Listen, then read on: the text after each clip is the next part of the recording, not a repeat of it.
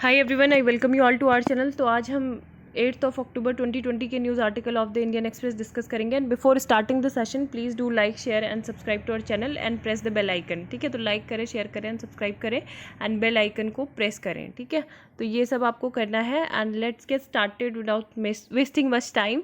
तो सबसे पहले मेरी स्पीड थोड़ा ज़्यादा रहेगी बिकॉज मुझे कम शब्दों में आपको ज़्यादा से ज़्यादा कन्वे करना है। तो आप अपने जो फ़ोन की जो प्लेबैक स्पीड है, ठीक है, उसको आप क्या कर सकते हो, कम कर सकते हो थोड़ा, अगर मैं ज़्यादा तेज़ बोलूँ। ठीक है, और आप बढ़ा भी सकते हो अगर मैं स्लो बोल रही हूँ। तो सबसे पहले देख लेते हैं quality of loan book to be new SBI chief focus. तो यहाँ पे कल भी हमने डिस्कस किया था कि जो बैंक्स बोर्ड ऑफ ब्यूरो है BBB, ठीक है, ये मुझे आप बताना कमेंट में कि ये मतलब कब इसका फॉर्मेशन हुआ था और ये क्या पर्पज़ है इसका। ठीक है, तो इन्होंने रिकमेंडेशन भी दिया था कि इनका नाम जो एसबीआई के न्यू चेयरमैन होंगे स्टेट बैंक ऑफ इंडिया के, उनका नाम क्या होगा, दिनेश कुमार खरा। ठीक है, दिनेश कुमार खरा मतलब दिनेश कुमार खरा ही इनका नाम है और ये न्यू चेयरपर्सन बने हैं एसबीआई के। ठीक है, तो ये चीज़ याद रखनी है। और एसबीआई की भी स्थापना कब हुई थी ये भी बता सकते हो आप। तो इकोनॉमी से रिलेटेड ये न्यूज़ थी। नेक्स्ट जो है वॉन हेलन। तो एडी वॉन हेलन जो है ये कौन थे, ये गिटारिस्ट भी थे और hyper active and athletic. His band was one of the most popular of all time. He died Tuesday and he was 65। ठीक है, तो बस ये है म्यूज़िक से रिलेटेड। रशिया ने इवैक्यूएट किया है पूरे विलेज को क्योंकि यहाँ पे जो था ह्यूज ब्लेज हुई थी, इस वजह से smoke rises from the site of a fire at ammunition depot in Ryazan region. ठीक है, तो रेजान अगर रीजन आता है तो रशिया में है। और यहाँ की रशिया की जो एक न्यूज़ एजेंसी है काफ़ी फेमस रहती है, टेस उनका नाम है, TASS। ठीक है, जिनोफोबिया क्या होता है, जिनोफोबिया मतलब ये होता है कि एक दूसरी कंट्री से जो लोग मतलब आ जाएंगे हमारी कंट्री में तो उनसे एक तरह से डरना है ना, तो जिनोफोबिया बाहर के देशों के लोगों से थोड़ा एक डर हो। Kyrgyz prime minister resigns and opposition groups make rival power grabs. ठीक है, तो कल ही हमने किर्गिस्तान और इंडिया के जो बायलैटरल रिलेशन है उनके बारे में काफ़ी अच्छे से डिस्कस किया था। एक एक्सरसाइज भी थी, शायद खंजर नाम था उसका, एक बार आप बताना कौन सी एक्सरसाइज थी, है ना, दोनों के बीच में कौन सी बायलैटरल एक्सरसाइज होती है। तो किर्गिज की जो कैपिटल है वो क्या है, बिश्केक, और इसकी लोकेशन भी पता है। बॉर्डर कंट्रीज़ भी एक बार देख लेना कौन कौन सी इसकी बॉर्डर कंट्रीज़ हैं। ठीक है, एक यहाँ पे हमने वैली भी डिस्कस किया था। एक बार ऐसा करते हैं, देख ही लेते हैं कि क्या है ना, क्योंकि वो फिर रिवाइज़ करने में हमको जितनी बार हम देखेंगे फिर हम भूलेंगे नहीं उस चीज़ को। तो इंटरनेशनल रिलेशंस में ही हमने पढ़ा था।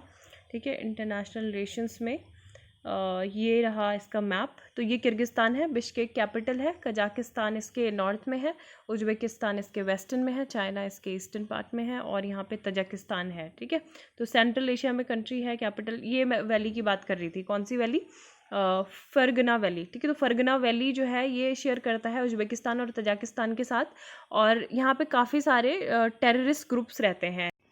इसके अलावा हमने बताया था कि 1991 से जो है किर्गिस्तान के साथ हमारे रिलेशंस हैं।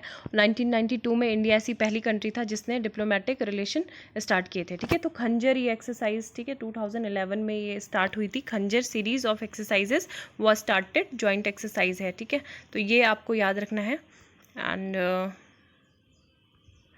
दूसरी जो न्यूज़ है वो डिस्कस कर लेते हैं। तो जो वहाँ के USA के जो वाइस प्रेसिडेंट हैं, ठीक है, both presidential vice presidential nominee, तो उनके बीच में भी डिबेट हुई, जैसे अभी प्रेसिडेंट के बीच में दोनों की डिबेट हुई थी। तो Mike Pence and Kamala Harris. ठीक है, तो इतना ज़्यादा इंपॉर्टेंट नहीं है कि क्या हुई। To replace line umpires with technology और नॉट डिबेट इम्प्लीकेशंस। तो यहाँ पे जो लाइन एम्पायर्स हैं, ठीक है, तो ये आपको दिख रहे होंगे, राफेल नडाल है। तो राफेल नडाल जो है line umpires explain his call to Rafael Nadal at the French Open. तो अभी ये हॉक आई टेक्नोलॉजी का यूज़ करते हैं पूरे गेम्स में। ठीक है, अभी इन्होंने मतलब यहाँ पे इस वाले गेम में भी यूज़ किया था।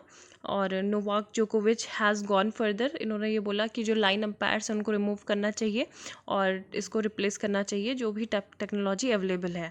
तो ये जो हॉक आई लाइफ सिस्टम है was first use at the senior tour level. मतलब ये जो होता है हॉक आई लाइफ सिस्टम, ये सबसे पहले इंग्लैंड में ही मतलब ये यूज़ हुआ था, पाकिस्तान और इंग्लैंड के बीच में ही शायद टेस्ट मैच था तो उसमें ये यूज़ हुआ था। ये काफ़ी एक्सपेंसिव भी होता है, लेकिन ये बोलते हैं कि मतलब इससे काफ़ी एक जजमेंट जो है, सही जजमेंट मिल जाती है, ठीक है, कि मतलब सही तरीके से है, सिलेक्शन हुआ है एम्पायर के द्वारा या नहीं। लेकिन वही ये एम्पायर पे भी मतलब सवाल खड़े करता है ना। एक तो क्या कर रहा है कि उसकी जो लाइवलीहुड है उसको ले जा रहा है, and it will also cause the conveyor belt of top level chair umpires to run dry. जो गोल्ड वेज एम्पायर होता है हाईएस्ट रैंक का होता है, लेकिन यहाँ पे क्या होता है कि मतलब उस पर क्वेश्चंस उठते हैं, है ना। तो यही चीज़ यहाँ पे बोली गई है। And how widely is hawk eye use, तो ये कहाँ होती है, सारे जितने भी टूर लेवल के टूर्नामेंट्स होते हैं, लेकिन केवल क्ले कोर्ट्स इवेंट्स में ये नहीं होती है टेक्नोलॉजी यूज़, ठीक है, बाकी सारी जगह पे होती है। And installing the system is out of budget for all lower level events, ठीक है, ये इतना कॉस्टली होता है कि सारे हर जगह पे इसका यूज़ नहीं कर सकते। और सबसे पहले ये रहा, ठीक है, the hawk eye live system first used at ATP next gen final in 2018 make calls instantly. तो ये है, और इसकी कॉस्ट भी ये है, तो काफ़ी ज़्यादा महंगा होता है, ठीक है। तो ये हो गई स्पोर्ट्स से related news. To replace lineups umpire hawk eye technology. How will novel coronavirus behave in winter, तो वो नोवल कोरोना वायरस आपको पता है कि जो इन्फ्लुएंजा रहता है वो विंटर में ज़्यादा एक्टिव हो जाता है। तो यहाँ पे यही चीज़ें बोली गई कि इंडिया को क्या डरने की ज़रूरत है, क्या नहीं है, ठीक है। और मतलब कुछ खास ये आर्टिकल है नहीं इतना।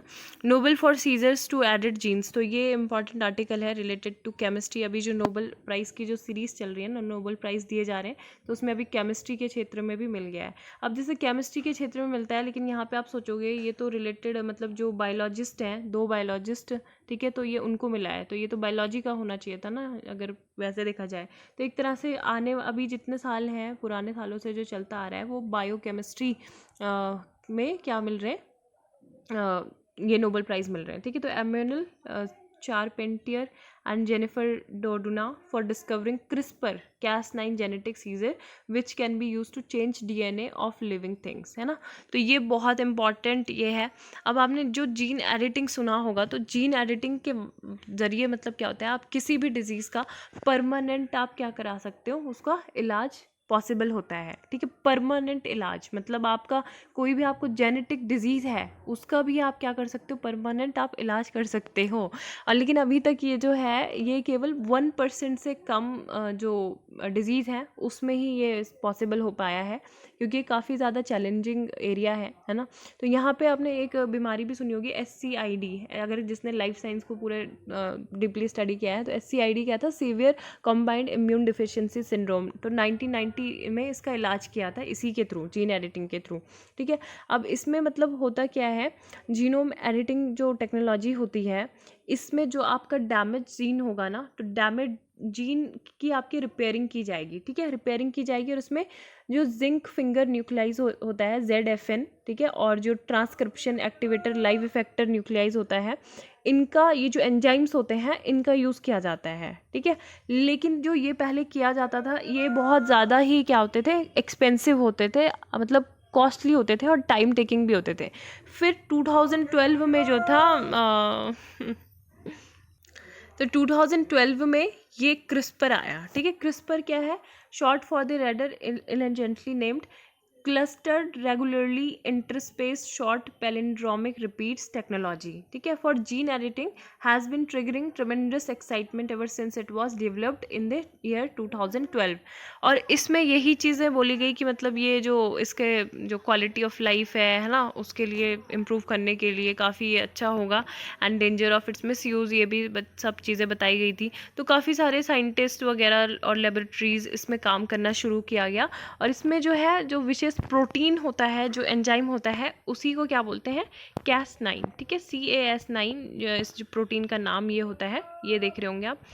DNA stand a special protein called Cas9 which now is often described a popular literature as genetic scissors, तो इसी को जेनेटिक सीजर भी बोलते हैं ना।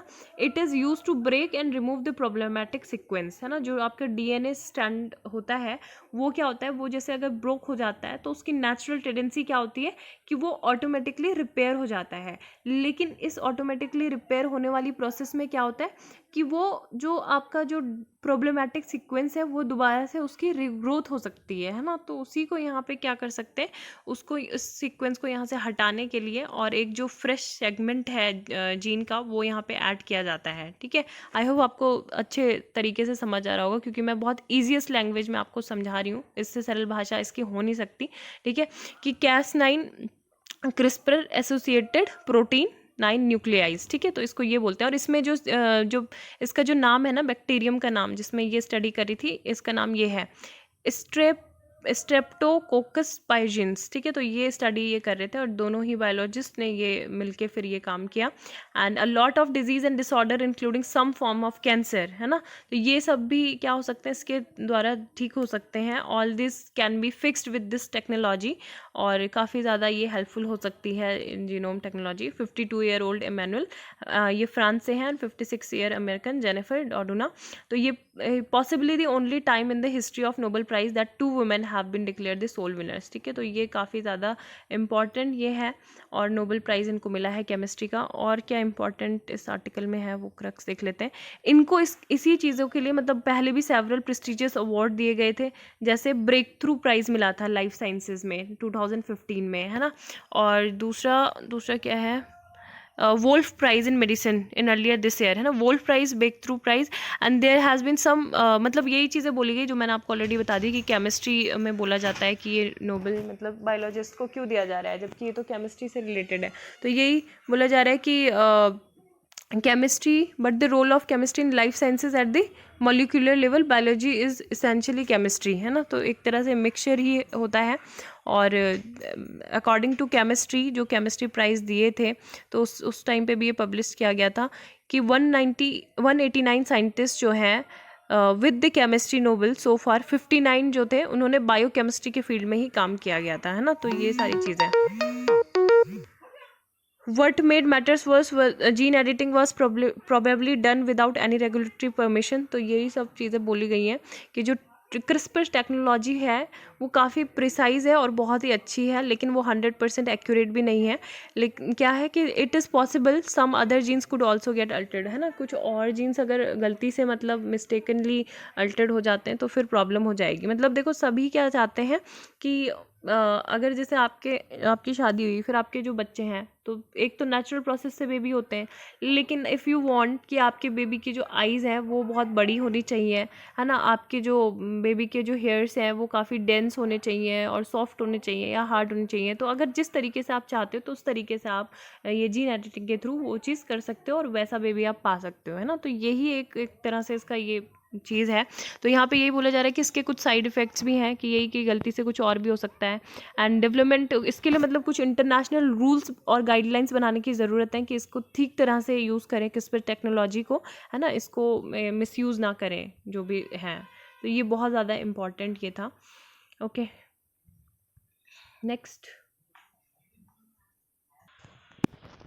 नेक्स्ट जो यहाँ पे न्यूज़ है, supreme court order sites mediator report many influencers. तो यहाँ पे जो शाहीन बाग के प्रोटेस्ट से रिलेटेड है, यहाँ पे मान लिया ये जानना जरूरी कि यहाँ पे सुप्रीम कोर्ट का ये कहना था कि जो प्रोटेस्ट थे वो मतलब द हैंड ऑफ गॉड, जब पूरी तरीके से, क्योंकि वहाँ से हट ही नहीं रहे थे लोग, है ना, जब तक कोरोना नहीं आया। जब कोरोना आया तो कोविड-19 की वजह से फाइनली हटे भगवान ने, इसलिए वो दिया, मतलब एक तरह से ये कहना है।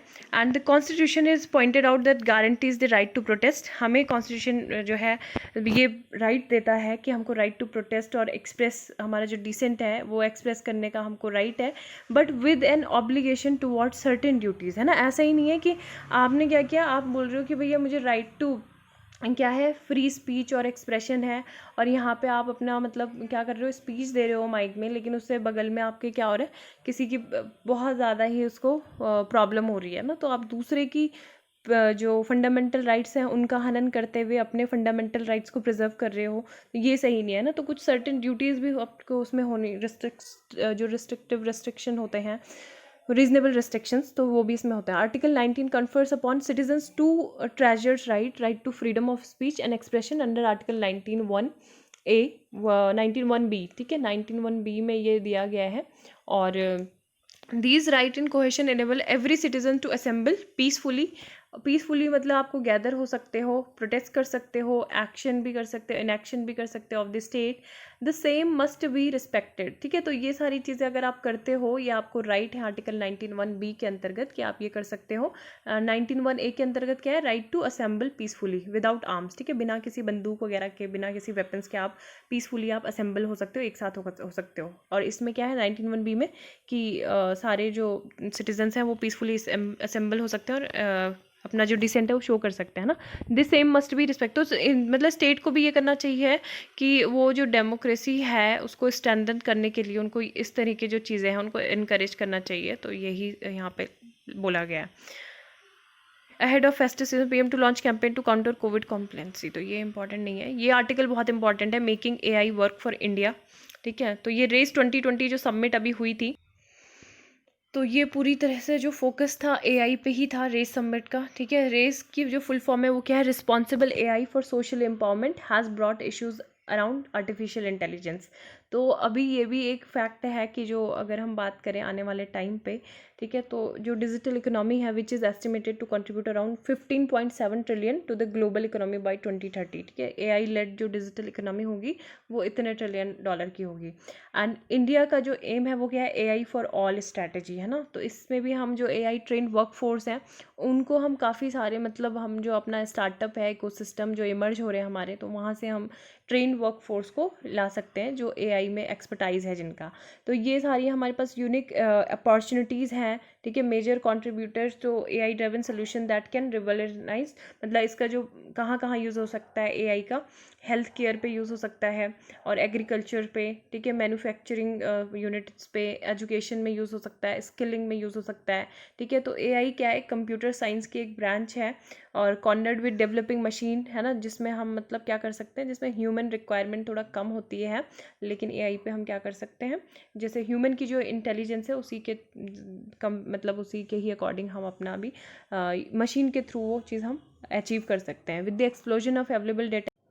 अगर हम इंडिया की बात करें तो इंडिया में स्टैनफोर्ड एआई वाइब्रेंसी इंडेक्स है, तो उसके अकॉर्डिंग इंडिया की सेकंड इसमें रैंक है। ठीक है, सेकंड हम country has been ranked second कि हमारे यहाँ पे एआई ट्रेंड वर्कफोर्स काफ़ी ज़्यादा है। आपको पता है कि हमारे यहाँ पे जो रेनाउंड आईआईटीज़ हैं और IIITs एंड NITs हैं, ठीक है, तो ये क्या करते हैं, काफ़ी ज़्यादा रिसर्च बेस्ड एनालिसिस ये करते हैं और ये काफ़ी इनोवेटिव होते हैं। इनके जो स्टार्टअप्स भी होते हैं वो काफ़ी ज़्यादा इनोवेशन क्रिएटिविटी उसमें होती है ना, किस किस सेक्टर में, एजुकेशन सेक्टर में, हेल्थ के सेक्टर में, फाइनेंशियल सर्विसेज में।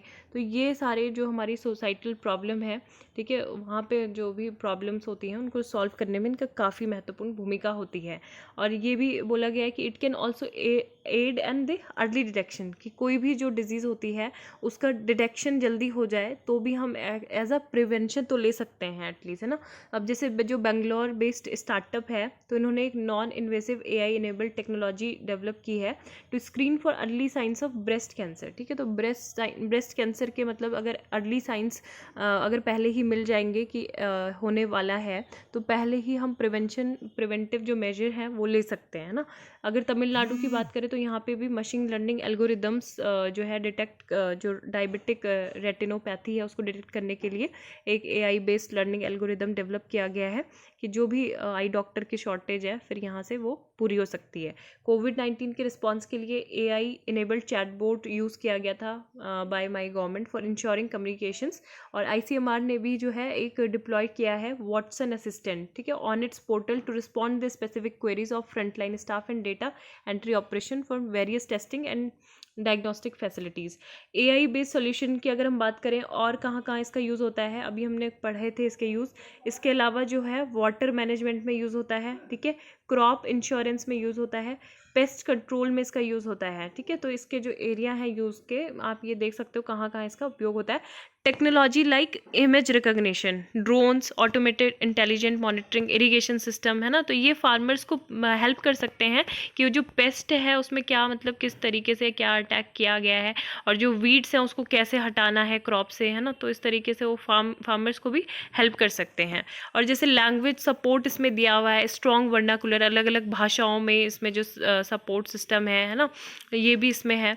और जो 3 डिस्ट्रिक्ट हैं, भोपाल, राजकोट, नांदेड़, तो यहाँ पे भी जो है AI based decision support platform जो है कंबाइंड किया गया है वेदर सेंसिंग टेक्नोलॉजी के साथ, है ना, कि मतलब उनको वेदर की भी जानकारी मिलती रहेगी और फार्मर्स को एडवाइस किया जाएगा वेदर फोरकास्ट से रिलेटेड, और उनको मॉइस्चर की इन्फॉर्मेशन भी मिलेगी। तो एक तरह से जो फार्मर्स हैं वो डिसीजन ले सकते हैं क्रॉप मैनेजमेंट और वाटर मैनेजमेंट से रिलेटेड, है ना, जब उनको ये सारी इन्फॉर्मेशन पहले ही उनको प्रोवाइड होंगी। ICRISAT has developed N AI power sowing app, ठीक है। तो AI पावर सोविंग ऐप किसने डेवलप किया? इक्रीसेट ने डेवलप किया। ये भी जो है वेदर मॉडल्स जो है ये भी वो करेंगी, यूटिलाइज करेंगी data on local crop yield and rainfall of for more accurately predict, advice करेंगी लोकल फार्मर्स को, है ना, कि जब कब उनको मतलब प्लांट्स जो हैं वो उसकी बुआई करनी है नहीं करनी है। तो ये सारी चीज़ें इससे 10 to 30% जो फार्मर्स हैं उनकी यील्ड में इंक्रीज़ होगा। और AI बेस्ड सिस्टम जो है हेल्प करेगा उनको, जो फाइनेंशियल इंस्टीट्यूशन है उनके साथ पार्टनरशिप भी इस्टेब्लिश करने में, ठीक है। Strong rural presence to provide farmers with access to credit. फिर क्या है आगे कि AI जो है किस में यूज़ होगा? जो फ्लड फोरकास्टिंग है, ठीक है, इसकी सबसे मेजर प्रॉब्लम इंडिया में रहती है। तो फ्लड फोरकास्टिंग के लिए भी जैसे बिहार में इसको इम्प्लीमेंट किया गया है, तो अभी इसको एक्सपेंड करने की सोच रहे हैं पैन इंडिया लेवल पे।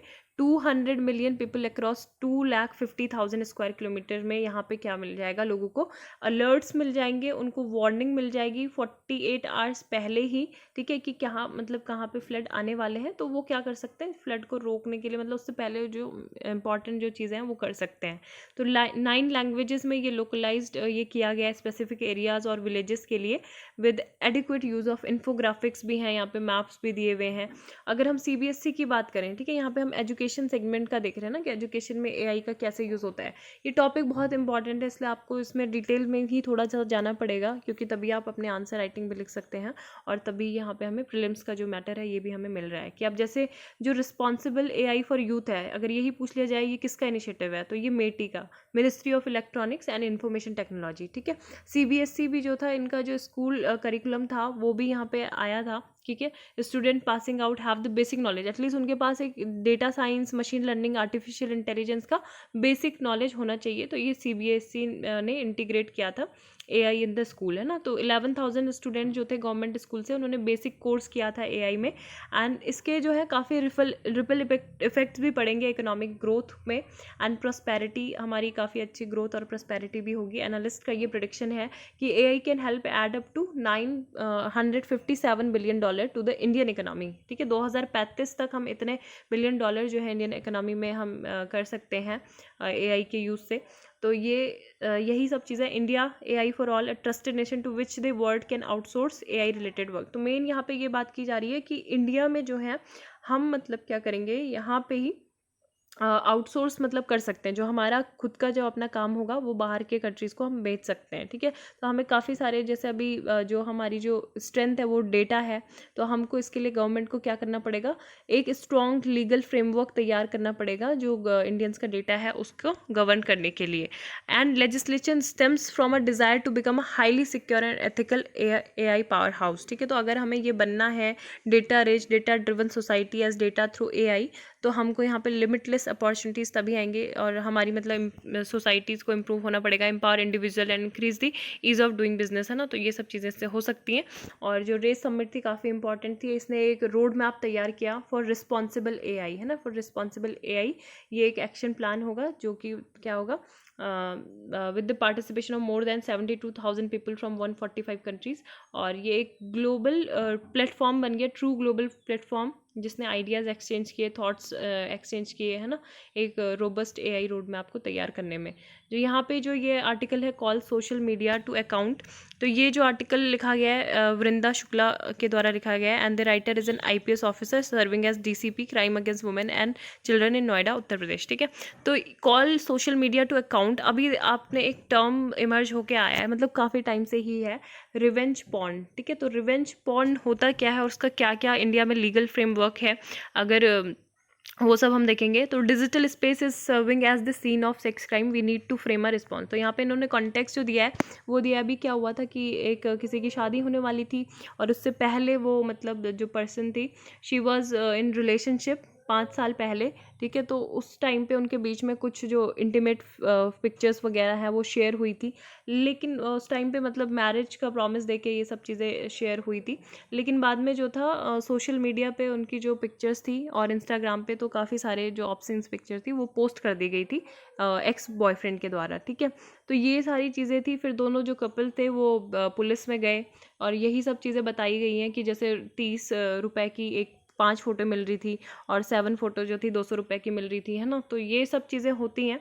एंड यहाँ पे देखो रिवेंज पॉर्न है क्या, an invasion of sexual privacy and a form of online harassment where the perpetrators, ठीक है, perpetrators मोस्टली कौन होता है, डिसग्रंटल्ड एक्स पार्टनर, ठीक है, जो कि बहुत ज़्यादा मतलब वो हो गया है, मतलब post intimate photos often to shame the subject, the consequence for victims can be extreme, ठीक है। इसमें ऑनर किलिंग्स भी इससे हो सकती हैं और रिलेशनशिप के ब्रेकडाउन्स भी हो सकते हैं, रेप्यूटेशन जो है वो डिस्ट्रक्ट हो सकती है, कैरियर, इमेंस इमोशनल ट्रॉमा किसी को हो सकता है इसकी वजह से, दोनों की ही साइड से हो सकता है। अगर किसी लड़की ने किसी लड़के की इंटीमेट जो फोटोज़ हैं उसके वीडियोज़ हैं वो फेसबुक पे अगर पोस्ट कर दिए, सारे जगह सोशल मीडिया पे पोस्ट कर दिए, तो लड़का भी ऑब्वियसली ट्रॉमा से गुजरेगा, है ना। तो ये लड़कियों के साथ भी होता है, तो लड़कियों के साथ ही अक्सर ज़्यादा होता है।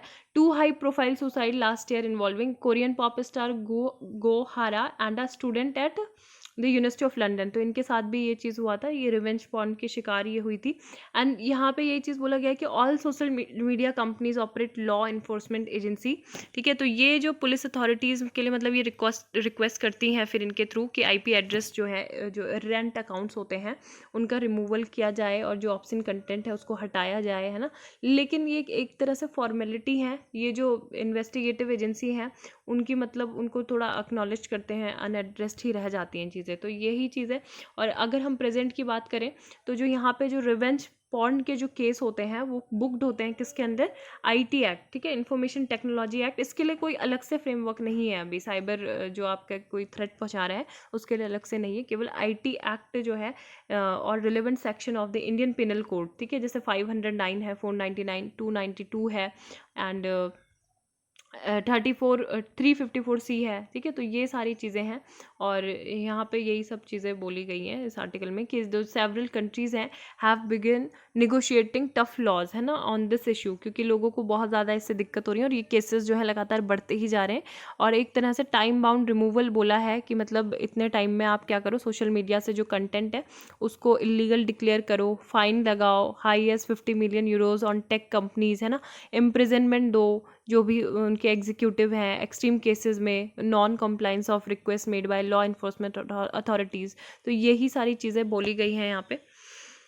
अब जो ये IPC का सेक्शन 292 है तो ये भी क्या करता है, डिस्ट्रीब्यूशन और सर्कुलेशन ऑफ ऑब्ससीन मटेरियल, ठीक है।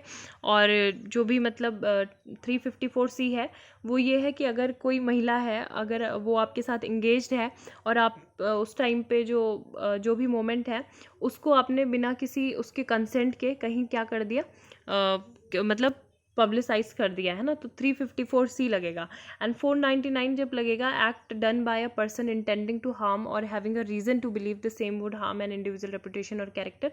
509 जो लगता है वो इंसल्ट या फिर मॉडेसिटी ऑफ वुमेन, ठीक है, तो इस पे लगता है। IT एक्ट जो है revenge porn attacks prosecution under section 66E, 67, 67A and 72, ठीक है। तो 60A में आप देख सकते हो, 66E में क्या है कि प्रिवेसी का वायलेशन हो रहा है, ठीक है, पब्लिशिंग करना, जो ऑब्ससीन मटेरियल है उनको इलेक्ट्रॉनिक फॉर्म्स में क्या कर देना, ट्रांसमिट कर देना।